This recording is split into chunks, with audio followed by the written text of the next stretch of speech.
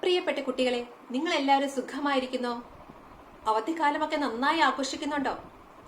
വരുന്ന വർക്ക്ഷീറ്റുകളൊക്കെ കൃത്യമായി ചെയ്യുന്നുണ്ടോ? കൃത്യമായി ചെയ്തു വന്നാൽ വരുമ്പോൾ 100+ ആണെന്ന കാര്യം ആരും മറക്കരുത് കേട്ടോ. കൃത്യമായി ചെയ്തു വരണേ. നമ്മൾ കഴിഞ്ഞ വർഷം മലയാളം ക്ലാസ്സിൽ പഠിച്ച കുറച്ച് കാര്യങ്ങൾ നമ്മളിപ്പോ ഓർത്തെടുക്കാൻ പോവാം. എല്ലാ പാഠഭാഗത്തും നമുക്കുണ്ടായിരുന്നു എത്ര വാക്കുകൾ എന്ന് കണ്ടെത്താൻ.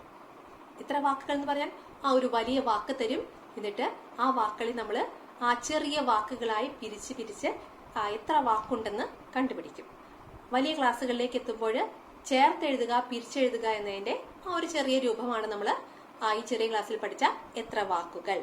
അത് നമുക്കൊന്ന് ഓർത്തെടുക്കാം. കുറച്ച് വാക്കുകളൊക്കെ ചെയ്യാം.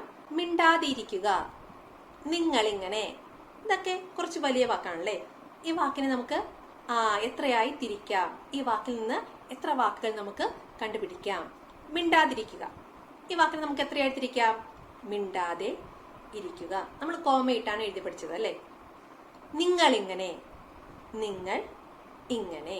ഇത് അടുത്ത ക്ലാസ്സിലേക്ക് എത്തുമ്പോഴേക്കും നിങ്ങൾ പിരിച്ചെഴുതുക എന്ന രൂപത്തിലാണ് പഠിക്കുക.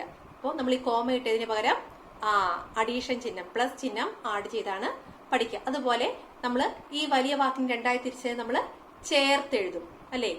നിങ്ങൾ ഇങ്ങനെ, ഇങ്ങനെ കോമയിട്ട് എഴുതിയത് നിങ്ങൾ ഇങ്ങനെ എന്ന് ചേർത്തെഴുതും. അതുപോലെ ഉണ്ടായതെങ്ങനെ എന്ന വാക്കാണെങ്കിലോ നമ്മൾ എത്ര വാക്കുകൾ തിരിക്കുമ്പോൾ ഉണ്ടായത് എങ്ങനെ, ചേർത്തെഴുതുമ്പോഴോ ഉണ്ടായതെങ്ങനെ. ഇങ്ങനെ എത്ര വാക്കുകൾ എന്ന് പഠിച്ചത് ചേർത്തെഴുതുക, പിരിച്ചെഴുതുക എന്ന രൂപത്തിലാണ് നമ്മൾ അടുത്ത ക്ലാസ്സുകളിൽ പഠിക്കാനായിട്ട് പോകുന്നത്. എത്ര വാക്കുകൾ എന്നതിന് നമുക്ക് കുറച്ച് ഉദാഹരണങ്ങൾ നോക്കിയാലോ.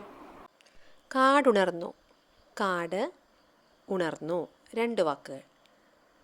പണിയെടുപ്പിക്കും, പണി എടുപ്പിക്കും, 2 വാക്കുകൾ. പിന്നിലുണ്ട്, പിന്നിൽ ഉണ്ട്, 2 വാക്കുകൾ. വഴക്കായി, വഴക്ക് ആയി.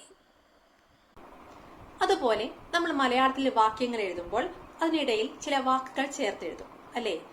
അതുകൊണ്ട്, എന്തുകൊണ്ടെന്നാൽ, അതിനാൽ, ആയതിനാൽ. നമ്മൾ ക്ലാസ്സിൽ എല്ലാ ദിവസവും ചാർട്ട് നോക്കി ഇങ്ങനെ കുറച്ച് വാക്കുകൾ വായിക്കുമായിരുന്നു അല്ലേ.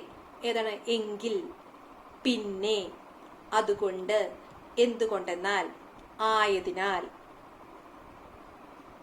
ഈ വാക്കുകളൊക്കെ നമുക്ക് മലയാളം എഴുതാനും വായിക്കാനും അറിഞ്ഞിരിക്കേണ്ട കുറച്ച് വാക്കുകളാണ്.